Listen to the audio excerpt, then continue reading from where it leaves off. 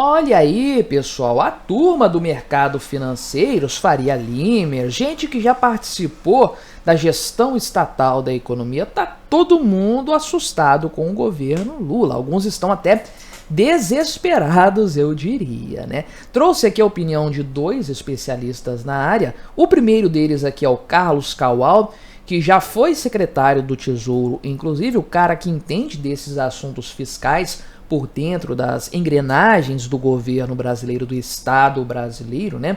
E ele afirma de uma maneira, eu diria até óbvia, que a contenção de gastos que foi apresentada pelo governo até o presente momento, 15 bilhões de reais, é insuficiente para atingir a meta fiscal.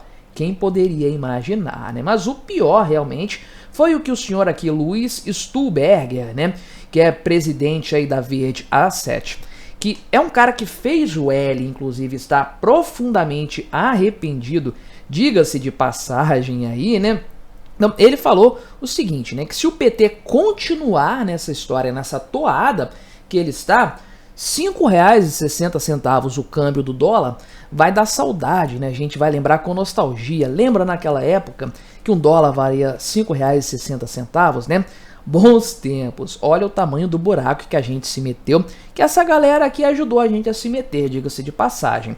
Vamos analisar então essa história, mas antes não se esqueça, deixe o seu like e o seu comentário neste vídeo, se inscreva no meu canal se você ainda não for inscrito, considere se tornar membro patrocinador do meu trabalho, com valores a partir de R$ 1,99 por mês. Você me ajuda bastante dessa forma, pode ter certeza disso. Começando aqui pelo senhor Carlos Kawal, que é ex-secretário do Tesouro Nacional aí, né? Então, ele afirmou basicamente o seguinte, né? Que a contenção de gastos que foi anunciada pelo governo federal até o presente momento é insuficiente para fazer o tal do ajuste fiscal para este ano aqui, e o governo vai precisar bloquear ainda mais para que haja pelo menos a manutenção do teto, do limite máximo do rombo fiscal permitido ali do déficit, que vai dar uns 28 a 30 bilhões de reais aí, né? Então, foram anunciados, conforme eu falei, 15 bilhões de reais de contenções, né, de congelamento, e ele falou aqui basicamente que o governo vai precisar de algo perto disso no segundo semestre também, para repetir esse feito aí, conseguir manter então a coisa no limiar mesmo do crime fiscal, da responsabilidade fiscal, né?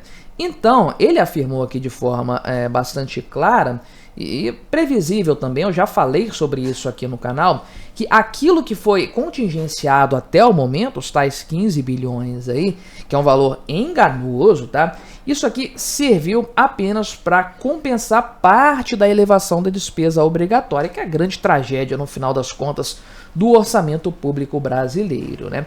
Especialmente o caso da Previdência aí, porque olha só o que parece, né? De acordo com a análise que ele fez, né? A revisão das despesas com a Previdência tinha que ter ficado muito maior, algo aqui entre 25 a 30 bilhões de reais, que é muito mais do que o que foi efetivamente revisto aí, né? Então, esse contingenciamento de gastos, né, ficou muito aquém, de acordo com o que ele colocou aqui, né, do que o necessário para cumprir o tal objetivo de zerar o déficit este ano aqui, né? Então, nas palavras dele, a receita, né, não só o problema das despesas, tá? A receita está superestimada em 30 bilhões de reais, principalmente naquela questão lá do voto do CARF e tudo mais. Ou seja, tá uma bagunça completa o orçamento, composto aí com despesas subestimadas e receitas superestimadas, uma combinação explosiva, e o governo vai ter que dar um jeito de tirar algum coelho da cartola aí até o final do ano para entregar a meta fiscal prometida, ou simplesmente não entregar essa meta aí, arcar com as consequências, né? Já o senhor aqui, Luiz Stuhlberger, né, que é o tal aqui do presidente e diretor de investimentos da Verde Asset, falou o seguinte aqui, né, que realmente o PT está fazendo uma zona completa na economia, essa é a questão, né? Nas palavras dele, o PT sempre quer acelerar, sempre quer chegar aqui no limite, né? E aí, o que que acontece? Quem que é o contraponto do governo nesse aspecto. O Banco Central, que é o que tem acontecido até o momento. O governo está praticando uma política expansiva do ponto de vista aí de gastar cada vez mais, o tal do motor da economia que esse pessoal keynesiano aí gosta de fazer, né, o desenvolvimentismo por meio de gastos públicos exagerados, e aí você tem uma expansão da base monetária por conta disso, e o Banco Central tenta segurar a peteca, inclusive da valorização do real, com base na taxa de juros muito alta. Só que essa taxa de juros muito alta dá uma espremida na economia brasileira, né? Então, o que acontece? Qual que é a tendência? Qual que é a tentação do PT? Já aconteceu lá atrás. Hoje, a lei de autonomia do Banco Central impede o Lula de cometer os absurdos cometidos no passado. Ele tem que tolerar o Campos Neto no Banco Central, porque ele simplesmente não tem outra alternativa nesse sentido. Só que lá no passado, o que aconteceu, né?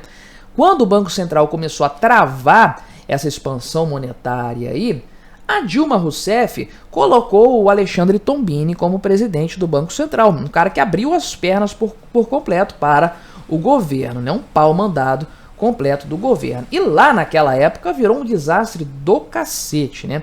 Diga-se de passagem. Então, o que acontece aí, né? É uma situação, inclusive, curiosa que ele faz aqui, que é de comparar o quanto que haveria de piora do valor do dólar hoje em relação ao Brasil, com base no que aconteceu lá nessa época da Dilma Rousseff aqui, né? Mas o que aconteceria hoje, né, se você tivesse uma repetição desse cenário? Isso vai depender, obviamente, de quem o Lula indicar para o comando do Banco Central. Ele falou que está preocupado com isso aqui, né?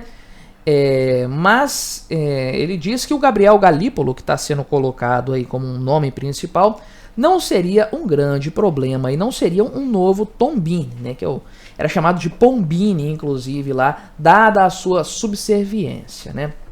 Agora, o que acontece aqui, né? Qual que é o ponto principal, a chave do que ele coloca? A taxa de juros, obviamente, que ele diz aí que não está tão alta quanto já esteve no passado, inclusive, né, porque na época do Lula, primeiro governo e segundo governo, a taxa era muito alta, 15%, 17%, ou seja, né, o Brasil funcionava. Ainda assim, isso segurou o real muito valorizado naquela época, né? Tava muito melhor, diga-se de passagem. Inclusive, o Stuhlberger aqui fala que o dólar está mais caro do que deveria estar, na opinião dele, né? O preço justo seria R$ 5,25 aí. Só que ele acha que a coisa não vai diminuir. Inclusive, o dólar subiu hoje sem nada, não está acontecendo nada. O Lula não falou nada, o dólar subiu. É o novo normal, o dólar na casa aí dos 5,60. Infelizmente, essa é a verdade no atual patamar. Tem que comer muito feijão com arroz o governo brasileiro para conseguir abaixar isso aí, porque a tendência é só subir de fato aqui, né? Então, ele falou aqui o seguinte, que o prêmio do real na época da Dilma Rousseff, uma moeda extremamente arriscada, subiu 20%, né? Então, hoje, isso aí seria algo em torno de R$ 6 e 10 reais. Esse mesmo patamar acontecendo, né? Então, isso aqui seria uma coisa tranquila no olhar dele, se tivéssemos a repetição de um péssimo nome do Banco Central ali, indicado pelo governo Lula, né? Um dólar que veio para ficar, nas palavras dele aqui, inclusive, né? Então, o Stuhlberger já falou que se arrependeu de acreditar que o PT teria seriedade fiscal. Eu sei lá por que diabos o cara acreditou num negócio desse. Eu não consigo acreditar que pessoas do mercado financeiro tenham acreditado isso em algum momento, levado esse tipo de coisa a sério, porque nenhum dos governos anteriores do Lula isso foi verdade. Ah não, lá na época do primeiro mandato, não foi o primeiro mandato todo, e não existe Lula 1 e Lula 2, foi uma coisa conjunta, uma coisa contínua, um projeto político contínuo. E o Lula colocou o Guido Mantega como ministro da Fazenda no final do mandato dele. Lula é responsável por Guido Mantega, né? Fiz até uma enquete aqui na aba de comunidades sobre quem foi o pior ministro da Fazenda da história do Brasil, e eu votei no Guido Mantega na minha própria enquete, embora ele tenha sido pouco votado Acho que o pessoal não percebe o quão danoso ele foi para a economia brasileira.